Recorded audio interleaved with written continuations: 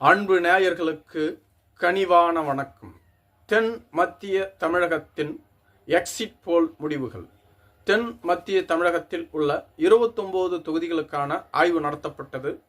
தென் மத்திய தமிழகத்தில் அடங்கியுள்ள மதுரை, திண்டுக்கல், ராமநாதபுரம், தேனி, சிவகங்கை போன்ற 5 மாவட்டங்களில் நடத்தப்பட்ட கருத்து கணிப்புகளின் முடிவுகள் தற்பொழுது அறிவிக்க உள்ளோம்.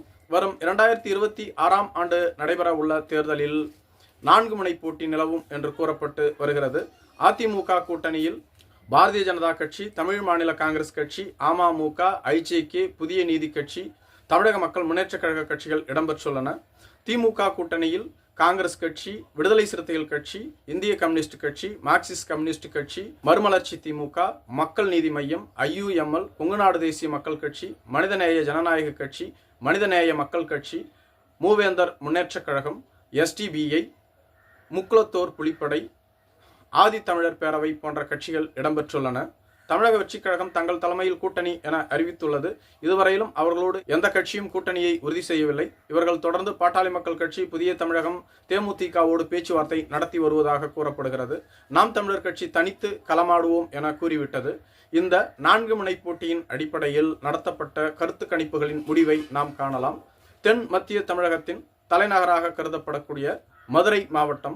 மதுரை மாவட்டத்தில் மொத்தம் 10 தொகுதிகள் உள்ளன. இதில் பாஜக, அதிமுக கூட்டணி 3 தொகுதிகளையும், திமுக கூட்டணி 7 தொகுதிகளையும் கைப்பற்றும். 3வது அணி வெற்றி பெறுவதற்கான வாய்ப்பு இல்லை. தேனி மாவட்டம். தேனி மாவட்டத்தில் மொத்தம் 4 சட்டப்பேரவை தொகுதிகள் உள்ளன. இங்கு அதிமுக, பாஜக கூட்டணி 3 தொகுதிகளையும், திமுக கூட்டணி 1 தொகுதியையும் கைப்பற்றும் என்றும், 3வது அணி வெற்றி பெறுவதற்கான வாய்ப்பு இல்லை என்றும் கூறப்பட்டு வருகிறது. தற்பொழுது தேனி மாவட்டத்தில் உள்ள 2 சட்டமன்ற உறுப்பினர்கள் OPS அணியில் இருக்கிறார்கள். குறிப்பாக அதிமுகவிலிருந்து பிரிந்து சென்ற OPS அவர்கள் தனி அணியாக செயல்பட்டு வருகிறார். இவர் தேனி மாவட்டத்தின் போடிநாயக்கனூரில் போட்டியிட்டு வெற்றி பெற்றவர். இவரோடு வந்த ஐயப்பன் அவர்களும் இவர் அணியில் உள்ளார். இவர்கள் இருவரும் தேனி மாவட்டத்தைச் சேர்ந்தவர்கள். எனவே இவர்கள் தனி அணியாக போட்டியிட்டால் இது அதிமுகவிற்கு பெரும் இழப்பு. ஒரே ஒரு தொகுதியில்தான் அதிமுக வெற்றி பெற வேண்டிய சூழ்நிலை ஏற்படும். சில நேரங்களில் அது கூட இல்லாமல் செல்லலாம். தேனி மாவட்டத்தை பொறுத்தவரையிலும் அதிமுகவிற்கு என பொதுவாக கூறியுள்ளோம்.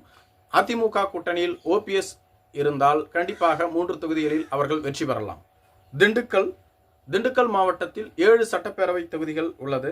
இதில் அதிமுக கூட்டணி 2 தொகுதிகளையும், திமுக கூட்டணி 5 தொகுதிகளையும் கைப்பற்றும் என்று கூறப்படுகிறது. 3வது அணி இங்கு வெற்றி பெறுவதற்கான வாய்ப்பு குறைவு. சிவகங்கை மாவட்டம். இங்கு 4 சட்டப்பேரவை தொகுதிகள் உள்ளது. இந்த 4 சட்டப்பேரவை தொகுதிகளில் அதிமுக கூட்டணி 1 சட்டப்பேரவை தொகுதியையும், திமுக கூட்டணி 3 சட்டப்பேரவை தொகுதிகளிலும் வெற்றி பெறும் என்று கூறப்படுகிறது. 3வது அணி வெற்றி பெறுவதற்கான வாய்ப்பு இல்லை. ராமநாதபுரம் மாவட்டம். இங்கு 4 சட்டப்பேரவை தொகுதிகள் உள்ளது.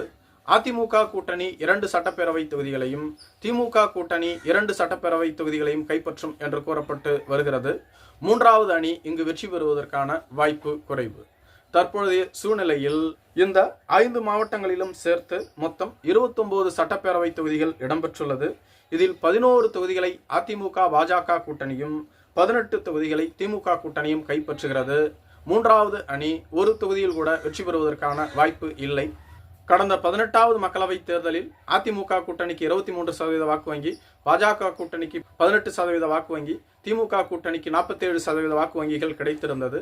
இப்பொழுது அதிமுக, பாஜக ஒரு அணியாக இருப்பதனால் 41% வாக்கு வங்கி என அவர்கள் கூறினாலும், ஏற்கனவே இந்த இரு கூட்டணியில் இருந்த 4 கட்சிகளான தேமுதிக, திமுக, புதிய தமிழகம், SDBI போன்ற கட்சிகள் தற்பொழுது வெவ்வேறு அணிகளில் உள்ளது. குறிப்பாக SDBI திமுகவிற்கு வந்துவிட்டது. மற்ற 3 கட்சிகள் எந்த கட்சியோட கூட்டணி என்பதை அறிவிக்கவில்லை. ஆனால் இந்த 3 கட்சிகளுமே திமுக கூட்டணிக்கு வர வாய்ப்பில்லை. அதிமுக கூட்டணிக்கு செல்ல வேண்டும் அல்லது விஜயோடு செல்ல வேண்டும் என்று கூறப்படுகிறது. மேலும் நாம் தமிழர் கட்சிக்கு 8% வாக்கு வங்கி கடந்த தேர்தலில் கிடைத்திருந்தது. இந்த தேர்தலில் அது உயருமா குறையுமா என்ற எதிர்பார்ப்பு எழுந்துள்ளது. இதேபோன்று புதிதாக கட்சி தொடங்கிய விஜய் அவர்களுக்கு அனைத்து தொகுதிகளிலும் 12லிருந்து 20% வாக்கு வங்கி சராசரியாக கிடைக்கும் என்று கூறப்படுகிறது. இந்த கூட்டணி தொடர்பான இறுதி முடிவு வந்த பின்பு ஒரு சில தொகுதிகளில் வெற்றி வாய்ப்பு மாறலாம். நன்றி.